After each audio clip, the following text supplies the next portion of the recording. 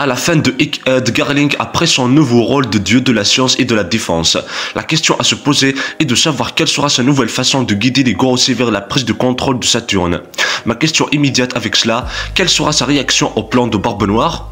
L'ensemble du plan de Barbe Noire repose sur l'idée que s'il capture un marine bien aimé comme Kobe, il peut l'utiliser comme monnaie d'échange pour faire de Hachinuso une nation alliée au gouvernement mondial.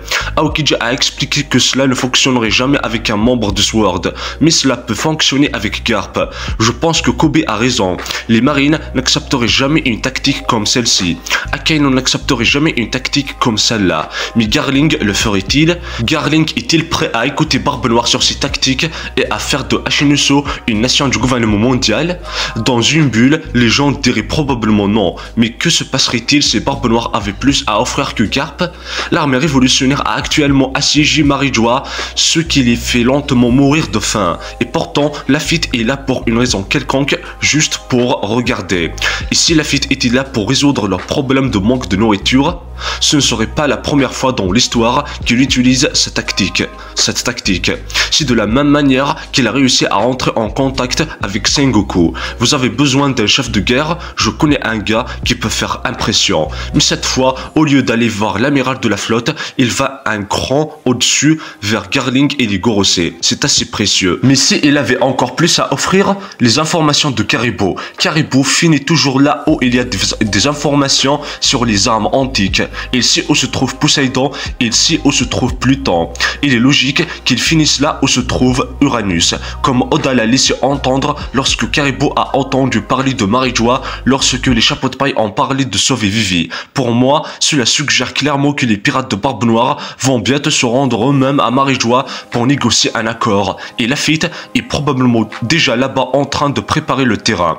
C'est ainsi que Karibo peut terminer la trilogie et en apprendre davantage sur les trois armes anciennes. Mais en parlant de Poséidon, quelle serait la réaction de Garling à cette information?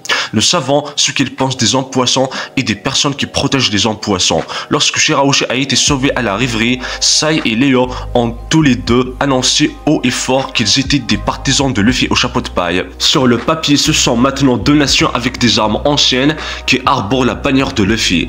L'une d'elles a défié les dieux en se battant contre un dragon céleste. Sachant à quel point Garling est impitoyable, sachant à quel point il déteste les hommes poissons et sachant que Luffy a accès sur le papier à deux armes anciennes, en tant que déesse de la défense, quel sera selon vous le prochain geste de Garling s'il entend cela? Pour moi, cela ressemble à l'île des hommes poissons et à Wano, en particulier l'île des hommes poissons qui pourrait recevoir une visite. Et cela pourrait ouvrir la voie à Barbe Noire pour faire ce qu'il essaye de faire en Terre Sainte et qui lui donne envie de devenir une nation du gouvernement mondial. Nous savons qu'il y a quelque chose de spécial dans la lignée de Barbe Noire qui l'a mis sur le radar du gouvernement mondial plus que pour les raisons évidentes. Et si vous supposez que c'était le sujet dont Shanks voulait leur parler, ce n'est qu'une répétition de la même tendance qui se produit toujours avec Barbe Noire. Les gens prêtent l'oreille aux pirates de Barbe Noire sans se rendre compte qu'ils se font avoir jusqu'à ce qu'il soit trop tard. Et seul Shanks est suffisamment prudent pour essayer d'avertir les gens de ne pas l'écouter.